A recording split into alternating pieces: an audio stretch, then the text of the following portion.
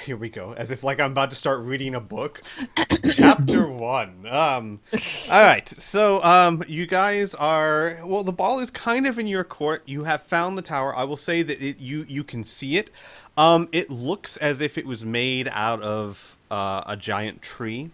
The Uh-huh. weird part about it is that the top of it is cone shaped like a tower, or like you would expect from a tower, but it is grown to such a perfect height that the cone seems to be almost hidden among the canopy. And from above, um, it's amazing that Kip even recognized it because it is very well hidden. If you weren't paying attention, you could walk right past it. Maybe well, you could walk maybe 50 feet to either side of it and not notice it was there. Gotcha. Mm. Is there? I'm assuming due to its great camouflage, are we able to see a clear entrance?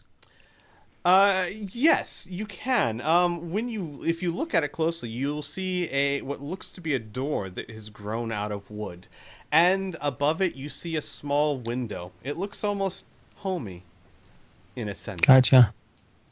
Any other windows? No, just one. Hmm. Doors closed, I take it? Yes. Pearson looks to the group and shrugs. So, should we knock? I guess. Sure. Works for me. Pearson shrugs and moves up to the door and gives it 3 old big meaty knocks upon the wooden door. Almost instantly, you hear drifting down from the window. Yes.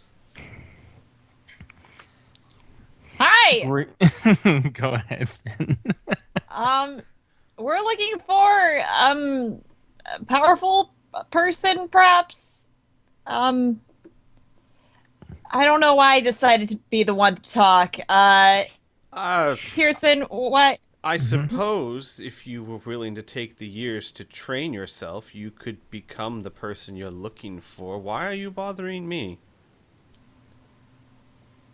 We're test subjects. No.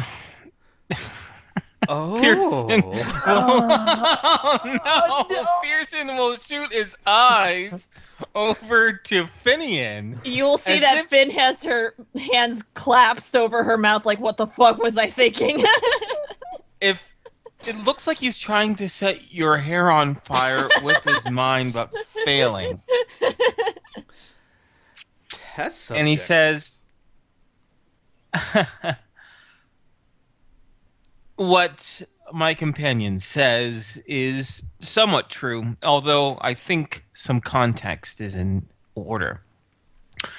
We are seeking a great and powerful wizard, one who is able to cast great spells amongst people, curses, or to lift said curses.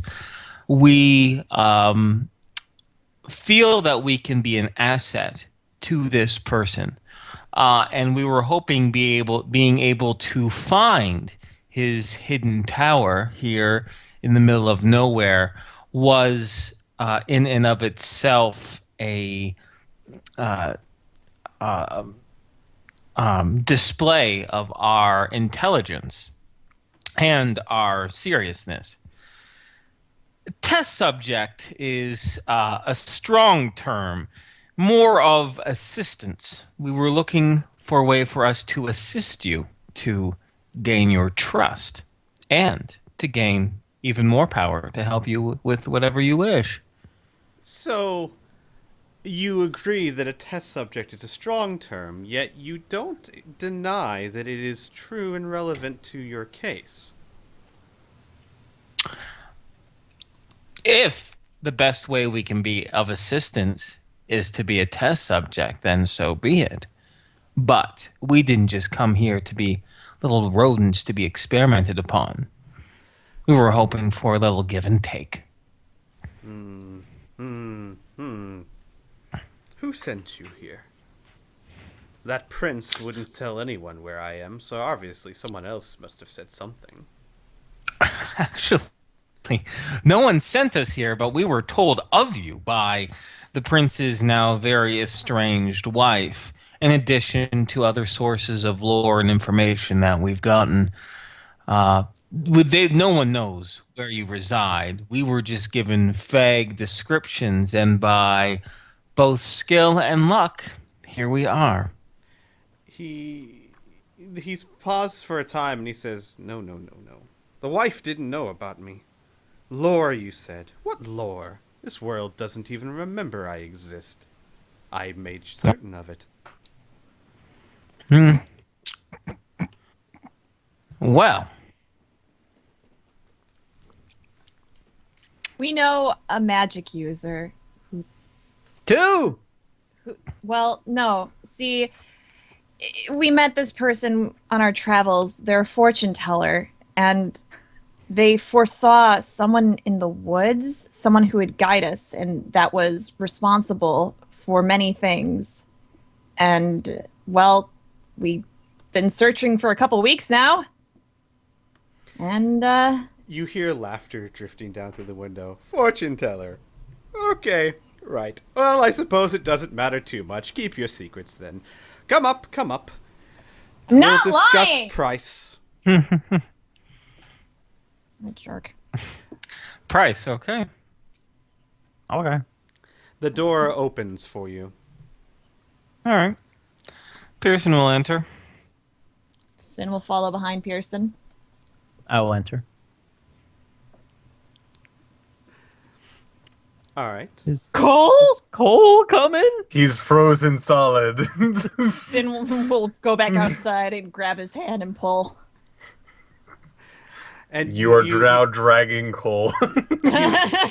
You hear another the voice again drift through the window. Oh, and you too, Necromancer. I can feel you out there.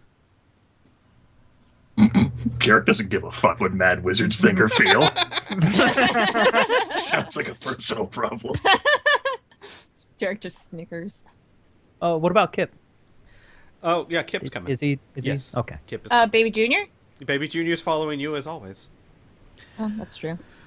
All right. So anticipating such a response, I did not place Jerick's token inside. Whee! All right. Oh, I did place Jerick's token inside. It was Baby Junior's I forgot to place. Never mind. God Get that damn out.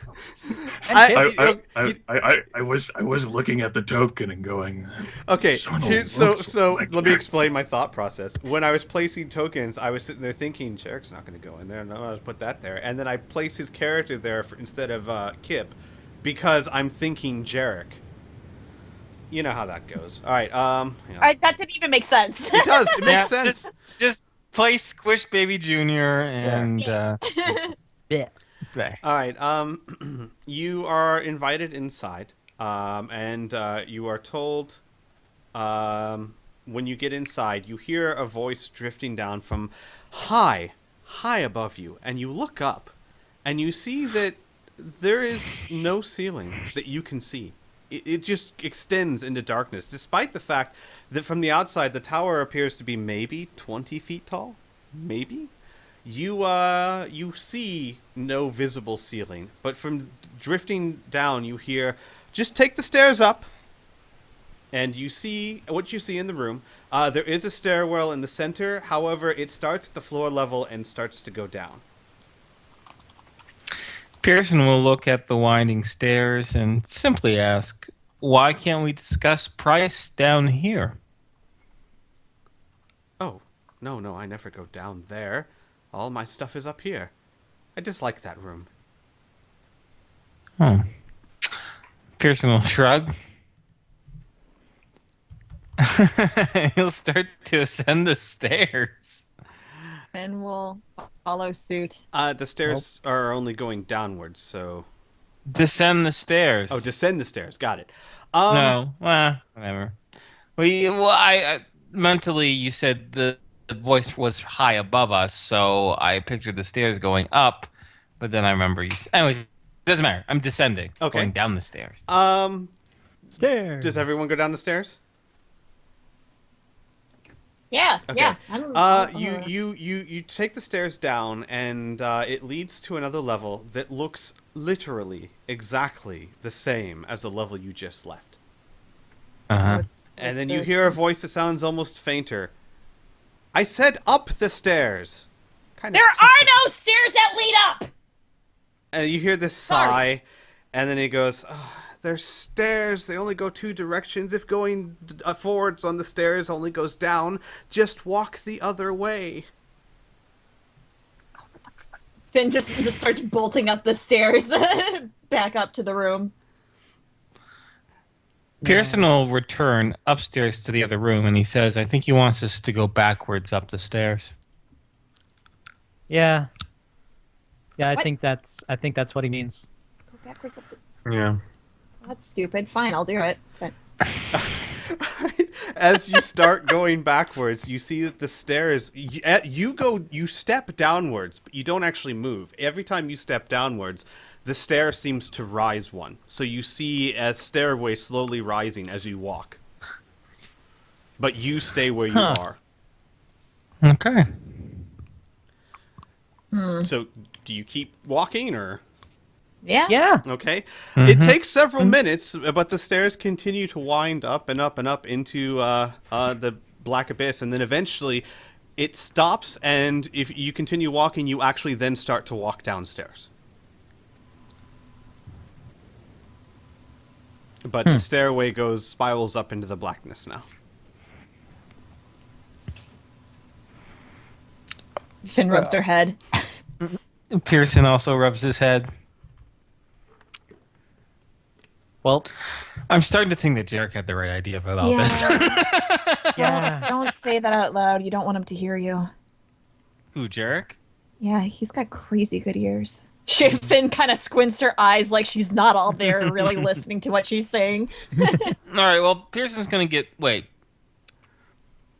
Are we floating in the middle of the air or something No, like that? it's kind of a hard thing to explain. When Finn started Well, walking try again. backwards down the stairs, she didn't actually move. It was almost like her walking was causing the stairs to go up.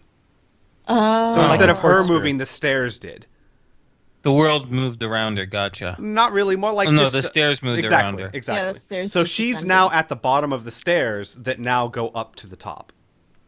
Instead of being Okay, at the now we'll top go of up the stairs. Yeah. Okay.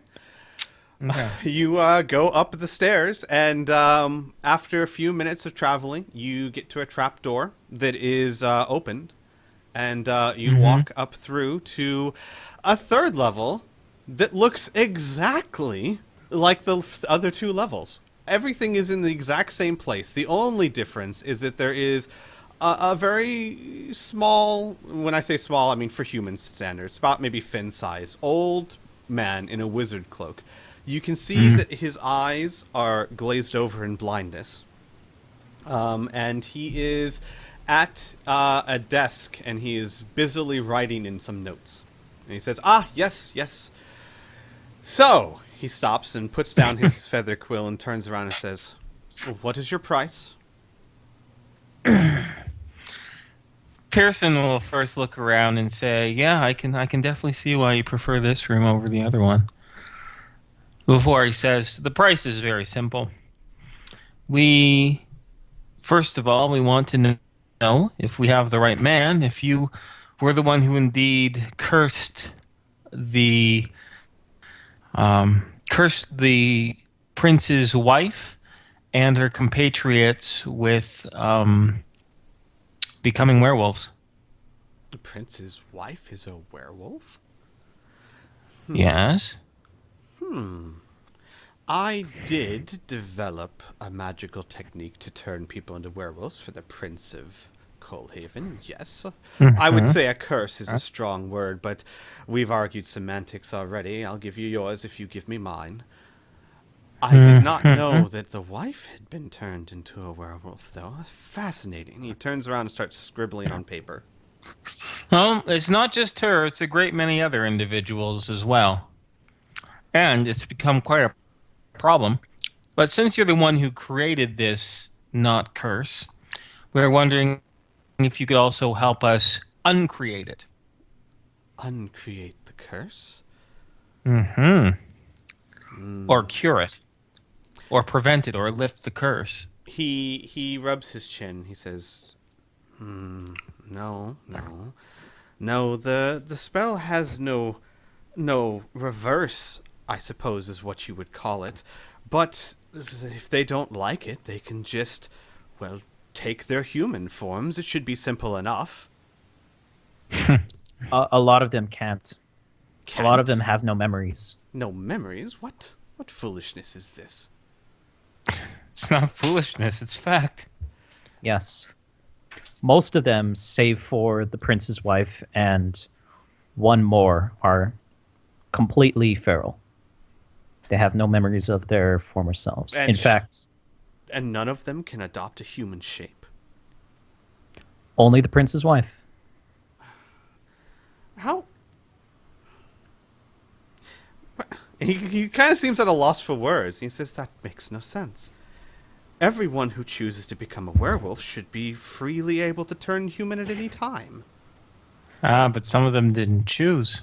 Yes, most of them were forced. Who would force that on someone?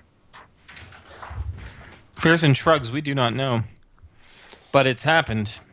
And now you can probably understand why it's such a problem. Yes. If they were turned into werewolves against their will, they'd probably be furious. I Oh, can't, yes. I can't imagine. That stupid prince. So, am I to assume that his wife willingly became a werewolf? Yes, she willingly got bit. He rubs his temples and says, okay. All right. I can tell you how to help them. But there's the matter of my cost. Yes. What is your goal with this? What do you mean? Well, you're obviously not werewolves. Nope. And he sniffs the air and he says, you're obviously not from Coalhaven. What stake do you have in it? Why do you care? The greater good, Pearson will say. Could you be more specific? Yes. Off that whiff that you take in the air, if you smell further, can you smell fire and brimstone? Did you set my house on fire? No. Oh, good. Did you know that demons have arrived on our world and are conquering it? Demons? There's demons Yes. all over the place. Well, conquering? No. No, I had not heard that. Yes, they are. And we're going to stop them. By curing we need Cullhaven's help. werewolves? Yes, with Cullhaven's help. I see. So We are amassing an army to try and essentially rout out these invaders. why not just ask the good king? He's nuts, and Aren't the we prince all? denies that he's crazy. Oh, The prince To is be a fair, fool. no We've one likes already to hear. established that. mhm. So, Well, unless you can cure madness, then perhaps we don't need a cure for werewolves after all, Pearson says. he actually kind of giggles to himself and he says, "Oh, if only I'm quite mad myself, you know." Hmm. The Well, only I'm difference sure is so that we've been told. the only difference is that most people refuse to admit it, even when they realize it. Right now, the king is starving his people, shutting out all the entrances to his kingdom, or his castle, and is suspecting everybody of trying to kill him. He seems delirious. Yes, I can imagine. But how does curing werewolves help you achieve your goal? Pearson frowns a little bit and he says, "What do you want to know? Why are you so interested?" I'm trying to settle terms. What I have for you to do needs a proper time limit. I'm trying to figure out what your immediate objectives are so that I know how long... Well, let's just take it one step at a time. What is How your long? immediate goal? What do you hope to accomplish by curing werewolves? No, wait a second. You said how long? How long what? How long you lift the spell for? He shakes his head and he says, one step at a time. You always have the chance to say no. I am not the prince. I do not cast spells on the unwilling.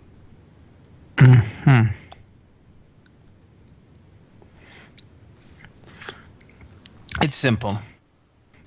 We were given two choices. Either we help the werewolves overthrow the humans, or the humans kill the werewolves.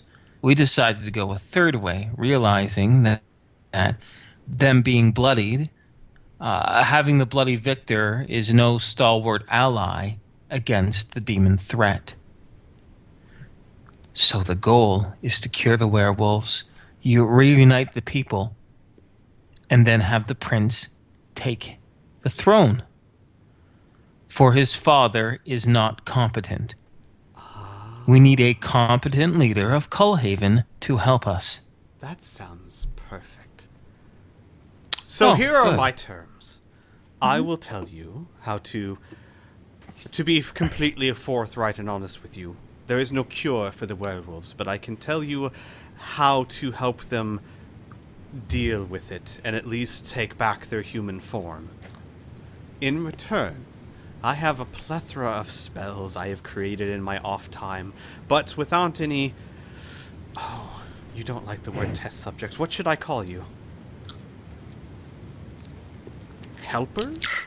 Without helpers, I have no way of testing works. how effective the spells are, or how effective you can be while under them.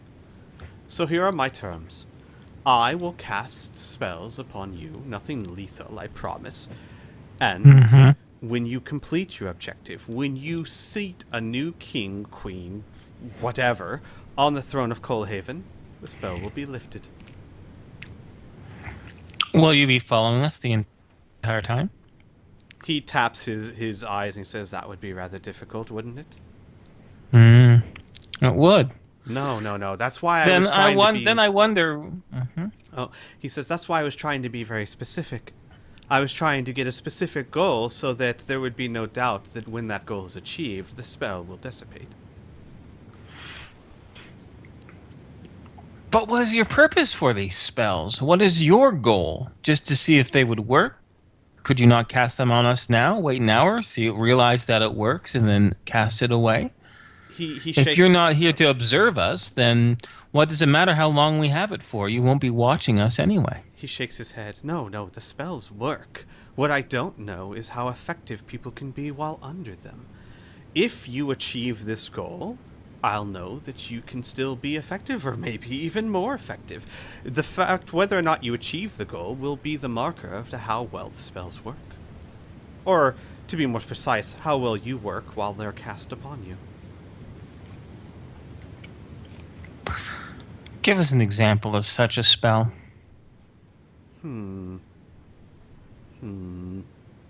He takes out a big sheet of papers, a big stack of pages, that are actually no bigger than, say, a common playing card.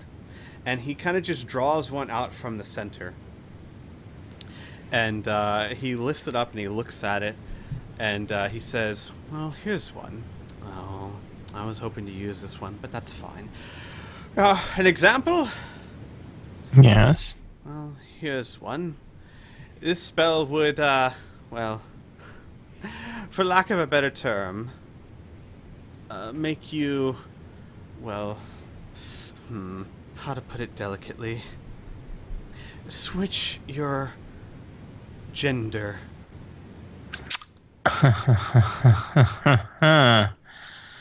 Well, I'm glad I asked for that. I take it you like your surprises. He nods. He's like, I do love surprises, yes. All of these spells are more utilitarian in nature. Sometimes it could be very useful to be the opposite sex. I'm sure. Pearson says, rolling his eyes. But here's the thing. You yourself have admitted you're quite mad, correct? Yes. Yes, okay. I'll take it by that nefarious giggle. You agree. So why should we believe the word of a madman? How do we know that these are not permanent? What assurances can we get? Just like That's all we need. He looks a little taken aback. I'm insane, not a liar. What assurances would you like?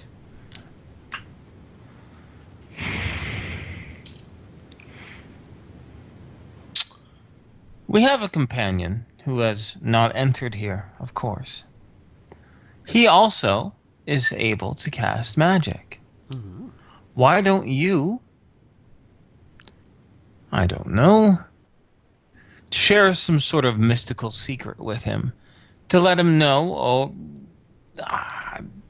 the efficacy of these spells, I have no idea. I know nothing of magic, but he does. If you explain to him the general principle of it, and he can assure us that it is only temporary, then we can take your word. We need another magic expert, one who isn't insane. Oh, very, very well. I wanted to speak to the necromancer anyway. I will do as you ask. Okay. Kip, do you mind fetching him? Kip has been quiet the whole time and says, no, I don't mind. And he starts trudging back down the stairs. Well, not trudging, but meandering back down the stairs. Gotcha. I suppose we should play that out real quick. Yeah, go for it. So, Jerick. Kip comes out of the tower saying, Jerick. Jerick frowns over the alcohol he's drinking and says nothing, perhaps hoping that Kip will realize he's not there. Jerick. Kip just Jerick remains sitting in his folding chair by the tree. Maybe the black dragon can't see him.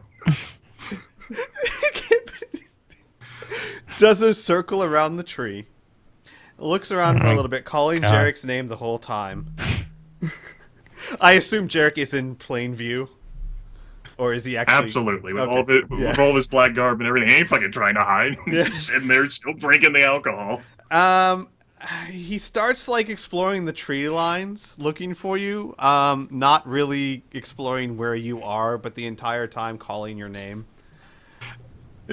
Jerick is assuming that due to the lack of urgency or immediacy that Kip is, using here, that this is not really an urgent problem. It's not really a problem that immediately needs Jerick, so Jerick's good where he is. He certainly doesn't seem to be in a hurry, that's for sure. Eventually, I would say after about 10 minutes or so, he will go, oh, there you are. I was calling you. Yes, I heard. Jerick continues drinking. Yeah, the wizard wants to speak to you. And he hooks a claw back at the tree. I'm sure he does. That's why he called out to me. Right. Well, he has the information we need. Unfortunately, he says in order to give it to us, he's going to cast some sort of temporary spell on us. Pearson wanted you to come verify that it was temporary. Jerick like takes a breath and says he's about to explain magical esoterica to Kip. And then considers it, realizing that he doesn't have a great way to describe it like he did sex. Right. Sometimes the mommy dragon and the daddy dragon love each other very much. Stands up and says, all right. Hold on. Like, puts the folding chair back, corks the bottle, begins trudging in. Things I do for these companions. Yep. Mad wizard experimentation. No, look. What do you know? Standing inside the tower. Looks like a wizard's tower. How about that? It's got to be the most wizardly of wizard towers I've ever seen. Kip starts explaining the stairs and how they worked. Jerick looks at Kip with an "Are you fucking kidding me?" expression. No, seriously. She walked backwards and the stairs went up. I don't know how it worked. Jerick stares looks at the staircase and then shakes his head and well, how about you get up there and walk backwards and I'll follow you. Oh, the stairs are still up. They're up. They have not moved back down. Damn, I was hoping he moved them down so I could see him walk backwards. And Jerick Boy. looks at Kip, then well, take me up there. Kip takes one last look at the level you're on, kind of confused, and then starts leading Jerick up the stairs. And he says, he tells Jerick on the way up, he says that he doesn't like the room down here, but, well, you'll see. And he leads you up, and you go up through the trapdoor to another level that looks literally the same as the first level. Jerick is unimpressed. Has anything happened during that 10, 15 minutes up here? Unless the Mad Wizard has... Actually, Pearson would ask him what his name is. I doubt he'd want to be called the Mad Wizard, unless that's something that floats his boat. He thinks about it and goes, Don't know. Haven't been called a name in, decades. I guess it's not really of much use. Kind of slipped my mind. Or you just don't want to tell us. That's fine. Names have power, after all. He looks at you funny. Power? What power? The power of identifying a person.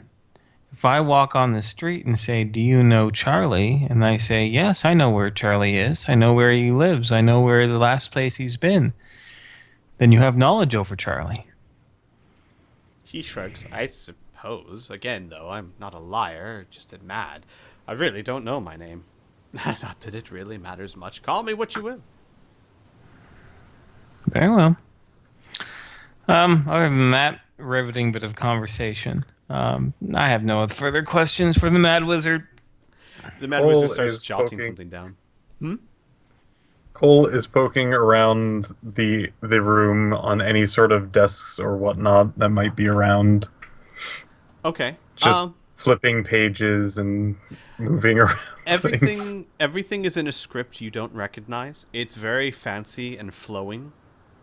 It's unlike anything you've ever seen before. But the only thing that you would notice, that besides what you see here, that seems a little out of place, is that there is no dust anywhere. There's not even any signs that things have been wiped down. It's just as though dust doesn't gather here.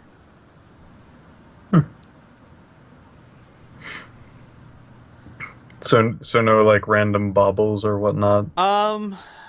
Everything looks ordinary. There are random things, bits and pieces, but I mean nothing that would be of extreme interest. There's sheets of paper with the script you don't know, writing utensils. There's a stack. You see the stack over here really is just a stack of crates and sacks and chests, but nothing that's really out of the ordinary. All right. That's what Cole's doing. Just poking around. You will notice that there is a pillow and blanket on the couch over here, as though it doubles as a bed.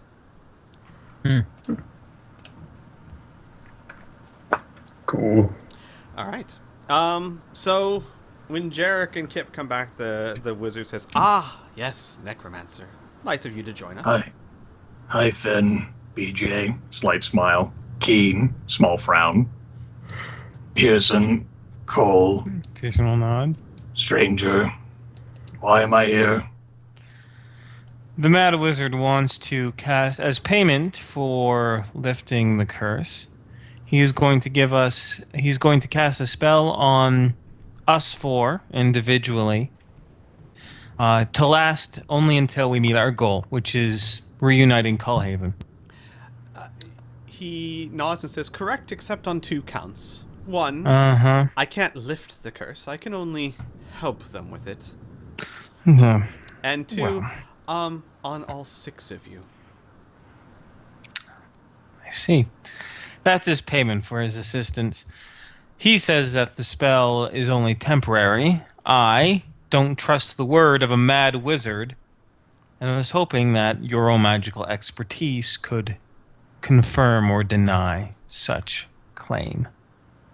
I can offer my expertise, however, I do not wish to be a part of temporary experiments, be they beneficial or otherwise. Pearson nods and looks over to the Mad Wizard. 5 people, then.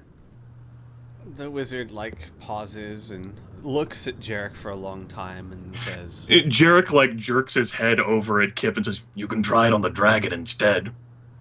"Oh, I plan to. Oh, but so many things I could do with a necromancer. Well, how about the little wolf over there? Jerick, like, jerks his head back at BJ. All of them, of course." BJ tilts his head, or her There head. you God go. damn it! There you go. You counted 6 then. Jerick counts out 1, 2, 3, 4, 5, 6. I would be number 7. You said 6. We're good. He thinks for a while and goes, "Huh. I must have forgotten arithmetic." Jerick, like, offers a gleaming smile. Fantastic. Well, my companions have requested my aid, and Jerick, like, sighs. Listen, I really can't see the efficacy or the length of his spell casting unless she actually casts one of his spells. Fear not, I should be able to dispel one of the things should it prove erroneous. And should he attempt to cause death, well, I will bring death incarnate upon him. I'm sure it'll be totally fine, which is why we're here. And it's not as if he's lived for centuries or anything. The wizard is mumbling to himself, "I said 6. I guess I can only do 6. Why would I forget such a thing?" At any rate, so it should be on the BJ. BJ scampers on over.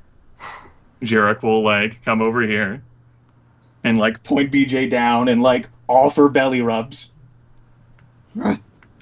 BJ like rolls on her back and is like flailing legs. Jerick extends his gloved human hand, like, slowly rubs BJ's belly and looks at the wizard and says, "All right, well, let's see it in action. Pull out one of your effects so I can evaluate it, if you please." The wizard nods and says, "One moment." And he takes his pin and he takes the stack of card-like paper, and on the top one starts to scribble something down. And he says, like, as he writes, he says, "Until a new ruler sits on the throne of Coalhaven."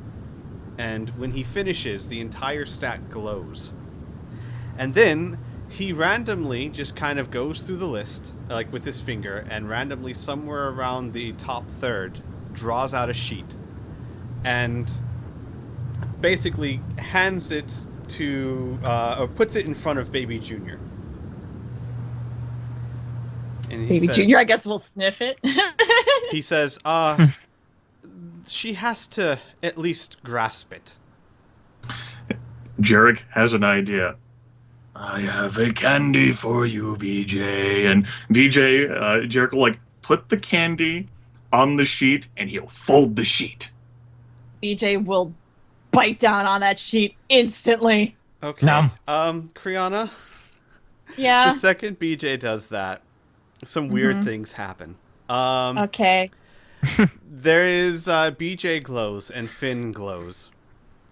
And Okay. when the glowing stops, Kriana, you know exactly what happens. Yeah, I know what Yeah. happens. All right. So when the glowing stops, BJ actually opens her mouth and like spits out the paper and kind of looks around, and you see Finn actually run over to you, Jerick, and she lays down on the ground looking no. at you with a dumb smile on her face.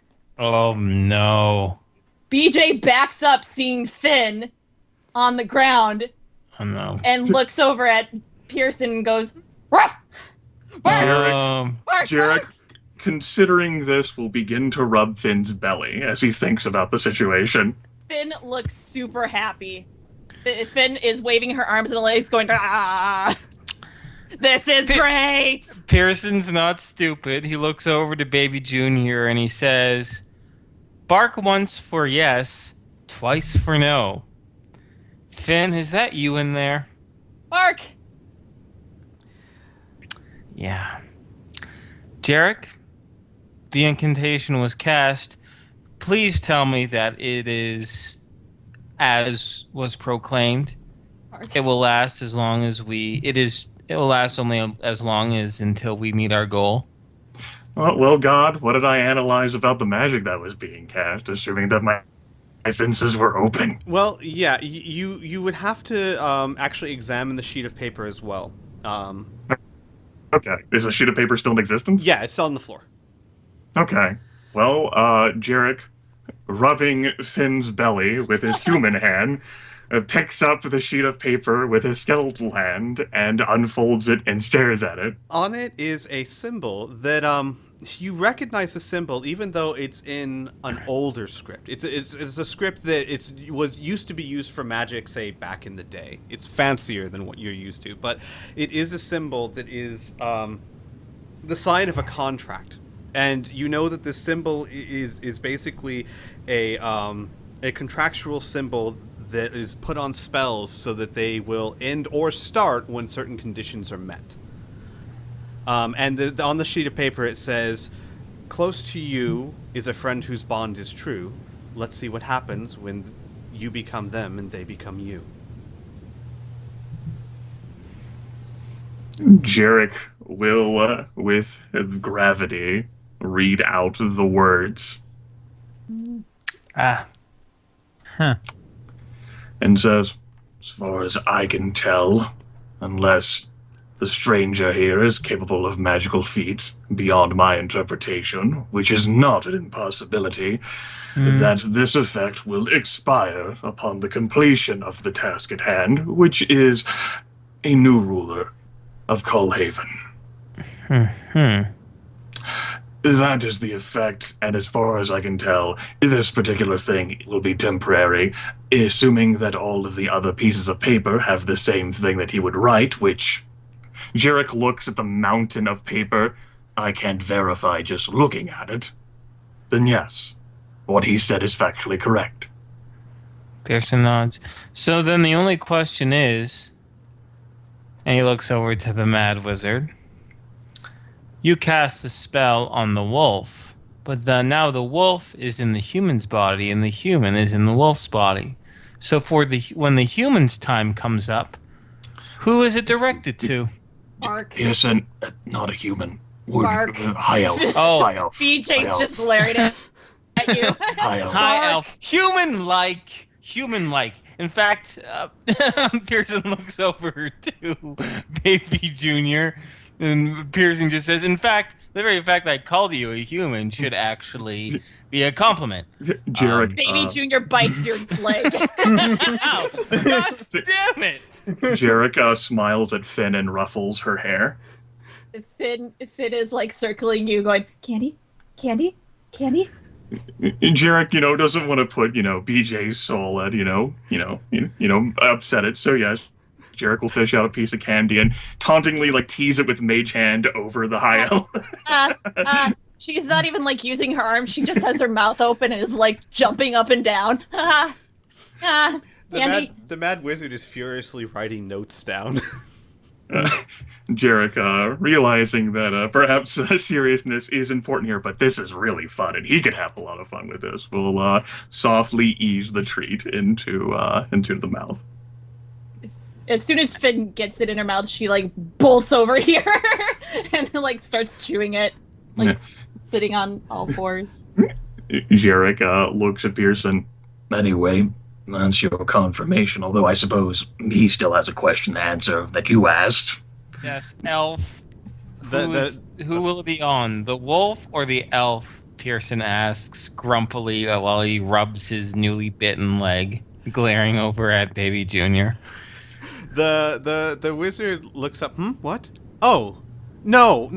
That would be the only spell cast on either of them, since obviously an effect was cast on both. It would be disingenuous to cast a third. In that case, yes, it would count as 2. Oh, there we go. 2 for 1. Pearson says, "How lucky are we? Aren't we, Finn?" He looks over to Baby Junior. Baby Junior shoots you the dirtiest look you've ever seen Baby Junior shoot you. At any rate, with that in mind, Does Jerick have any idea whether he could dispel this without completing the terms of the contract, or does he think this is beyond him? Give me a magical lore check on that one. All right. Oh wow. With your skill and that check, You might be able to dispel something this powerful if you had the right ingredients and about 3 days to cast a ritual. Okay. In that case, Jerick's gonna look over at Pearson and say, like I said, if there's anything too horrendous, I can bypass the contract, but Wizard seems honest enough. I'm gonna step outside. BJ and Jerick will look over at Finn. You wanna come along? I have more candy outside. Yeah, Treats. Uh, Mark, Mark, as let's you go, go. the wizard says, Candy. "A moment, Mark? necromancer." Jerick, like, sighs and comes to a stop, keeps his back turned towards the wizard. Yes. The Pearson, I believe you called him, said that there are demons invading the world and that you're trying to stop them. Is this true? Yes. If you fail, what will become of this world? Ultimate outcome unknown, as I have not had the opportunity to interrogate one of the creatures. However, based on extensive knowledge we have collected about what they have done to hundreds of other realms in their centuries, if not millennia, of conquesting across the plains, I imagine it will become a broken hellhole of ash and ruin before they leave and head off to plunder another world. He nods and looks very serious for a time and says, "Then it would be in my best interest to help you succeed in that matter. I can help you specifically. You have unusual powers for a magic user. I could give them a boost, make them stronger. It wouldn't be permanent, but it might last long enough to help." Yes, the Lich King already visited upon me one of his boons. I see no fit to trust one of his former acquaintances. I decline. The Lich King? Acquaintance? What are you talking about? I've never met the Lich King before. Jerick, like, looks back and shrugs. Well, Lich King said your name. Who? Lich King's a title. What is his name? He says Theoden. He kind of opens his mouth and then closes it, and opens his mouth again. He says, "Theoden? Lich King? I never knew that. Oh my, I Well- have been out of touch." I've granted you a boon of knowledge. Have fun with that. Jerick will, like, go back to trying to walk away. And he says, "One moment, then." And Jerick, like, comes to, like, a slow halt. Yes! At least take this. And he holds up a small gem. You are inclined with magic. This holds the boon I talked of. Keep it with you. Activate it at your leisure. You may come at a time where using it is more important than, well, your reservations. Jerick, like, swivels his head and, like, looks over at the gem. I don't know, does this look like a sort of thing that's going to activate a magical effect upon him if he touches it? It does not look like something that would activate by touching. No. In fact, Okay. I'll let you like, you don't have to roll for it. You can clearly tell it is magical, but it's something that would be in the control of the user. Okay. Jerick will basically, like, shrug and, you know, play like that fucking douche-ass game that wizards play where one wizard, like, throws it at the other with mage hand and the other wizard catches it with mage hand. Yes. Douchey games that magic users play, and Jerick will resume walking. He says, "So good not to talk to a norm finally." As you grab it and touch it, you feel something in your left arm. It's weird. It's a weird twinge, almost as if it grows just for a second and then goes back to normal. And the Mad Wizard furrows his brows for just a moment when you touch it. And then he kind of watches you as you go. Jerick will keep walking, leading Finn's body down with him. And he says, "Strange, that one." So, Ark? yes. And Ark? then he points to Keen, says, "You next. Come. Me? Yes, you." All right. And he says, "Oh, you pick. I can never choose." And he holds up the stack to you. Keen will sort of reach over but stop himself and ask, "Look, I'm not a human, okay? So, will that have any bearing on this?" He thinks about it. I don't think so. Even if I were a dragon? He thinks about it again. I don't think so.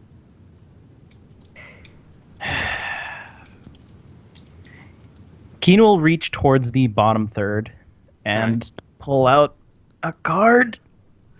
All right, you pull out a card that reads as following. Since more test results is always nice, let's do the last experiment twice. And you and Kip begin to glow. Oh, son of a bitch. Uh-oh. And when the glowing stops, you find yourself in the body of a black dragon. All right, I gotta quickly use the washroom here real quick, but right. but I'll be back in a few. That's fine. I'll that way I'll give you Okay. a chance to give Kip to Keen Storm. Oh boy, I cannot wait to get my card, and then I get to switch. Oh, thank God, I really have to go to the bathroom too, but I didn't want to miss anything. I'll be right back. I will go to the bathroom 3 then. Son of a bitch! I needed information. Okay. I will get you such information before it becomes too relevant. I'll be right back. Okay. Whose body switch is gonna happen next? Cole switches bodies with Cog. Cog makes a return. Cole Oh can my turn God. into anything he's ever wanted now. Cole like bends and contorts. Meanwhile, Cog Cole now will in be your Cog's body like tries to run up people's legs and stuff.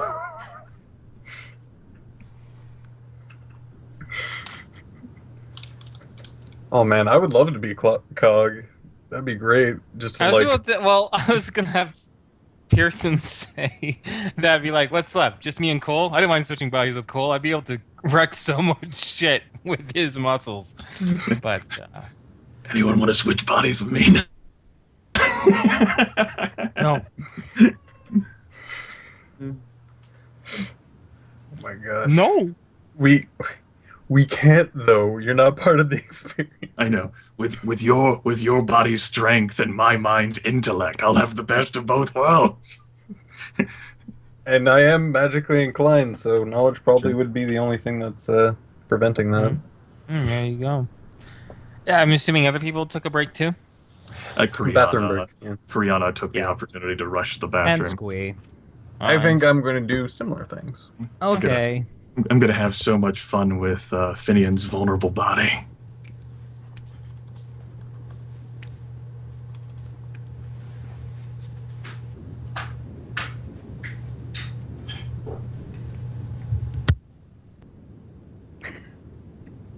Finn's vulnerable body.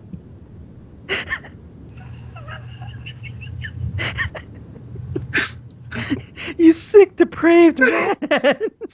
It's great too that my first thoughts of that were like, sweet, I can like rub Finian's belly and everything. This is awesome. What the fuck? Ah, jeez. Gotta have some fun in life. Remember, all the ladies dig rigor mortis burn. No, I don't. How would you know? All right. Is that a brain? Shit, that puts you one up on the scarecrow then. Son of a bitch. Yep, that fucker. All right, I am back. Come back. Okay, so Kriana's not back yet, though. She needs to hear this too. This is Yeah, important. Damn it. I'm kind of Alright. excited about what other people are gonna get to. Well, I can actually give you some info that you might need. If you get into a fight, which is always possible, I will shoot you the stats for a medium-sized black dragon. And if you're okay with using those for now, yeah, that's fine. All right, and then Kip is in my control, so that's fine. I'll just go ahead and let you know now. Flying is going to be, you have to pass a difficulty check in order to do it. I would say Yeah. not at all, except you do have the ability to burst out your wings in that other form, so maybe you kind of understand. Yeah, it would still take practice. Right. That kind of thing. But, yeah. Will I be able to talk? Yes, you can talk. Kip could talk. Okay. So why Kip can't could you? talk. Yeah. I It'll feel very weird, but you I- can do it.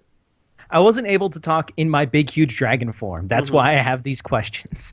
Well, that was more that because that body had never spoken as a dragon before. Kip's body is used to it, so it's easier. Now Kip can be one of the young female humans that he talks so much about. Oh my god, it'd be so funny if he's like, I want to find out what this sex thing Uncle Jerick is telling me about. And then he starts helping other people in your body. It's like a weird STD. Just I'd love to see wait. that I have Kip's response planned out. Just wait a moment. and you thought what I said was creepy during the break, Burn. Do you want to know what he said? What do you say? Okay, now I have Finn's innocent body all to myself. Oh That's not God. exactly what I said, but I did tell him, like, the first idea that I had was like straight to go rub Finn's belly. I'm like, this is awesome. I can have fun with it. Oh God. No, my actual first thought is, what if Olivia starts trying to hit on her? I know. Oh, What if he is to use the ring? Oh yeah? No. What are How you about, doing? we'll bring it back to the Finn and Baby Junior problem. Hi. Hi. We just have to wait until Baby Junior has to use the bathroom, and then we're gonna see what Finn does. I was actually. Well, I He's was gonna actually poop gonna. hands. Well, we'll save it. That thought has already crossed my mind, and it's made me giggle several times. Thinking Of I course was it thinking depravity instead of thinking about that. Oh gosh. I gave Kriana choices because I didn't know how to handle it. I was like, you can make it so that Finn can still talk. You can make it so that she just barks. It is completely up to you. So that one. I knew should be- exactly what I wanted. Yeah. I have ideas for this, Kriana. This is good. I can work with this. Oh man, All right. comedy will ensue. Now that everyone is back, the glowing stops, and Keen looks around, looks to his old self, and then starts going, oh no, I'm a female human. No, change it. Please. He starts, like, grabbing the mad wizard. Change it. Kip's body reaches up in face palms. So hard. The mad wizard says, a deal's a deal. He drew the card. Well, whatever. You drew the card. Don't blame me. Kip, like, starts, like, looking around at everyone frantically. What's the big deal, Kip? Pearson says nonchalantly for some reason. Kip, like, at that point, Kip, like, thinks about it, and he says, well, I don't know, it's weird. And then he starts to, have you ever seen someone bear walk? Basically, No. where Yes. they try and walk on all fours, but since humans aren't designed that way, their butt's sticking up in the air. No. He starts, like, walking like that, and he goes, this is so awkward. No, it looks awkward. But at Can least he- you can talk. Unlike poor Finn. Yeah. Bark. Well, you can bark, Finn, but you can't really communicate. We only have a yes or no thing figured out so far. And you can growl. Please don't bite me. Give you belly rub? Pearson's- Finn will bite at you if you come No. near her. Just nip like in the air, like ah. Okay, all right. Kip, stand up. Stand. Kip, like, stands up and wobbles for a bit, and then kind of, like, holds his hands and says, I'm okay. I got this. I'm okay. And then he falls down. Which is odd, because you'll notice Baby Junior seemed to have no problem whatsoever frolicking around. I know. I think it's because Baby Junior isn't overthinking it. I think so. Kip is. Yeah. So the Mad Wizard says, fascinating. Okay, 2 left. Who wants to go next? Pearson is not volunteering for this bullshit as he looks over to Cole. Cole is still kind of shifting through papers, probably making a mess of the place. Pearson's gonna point towards an unsuspecting Cole. He does. He already has papers in hand.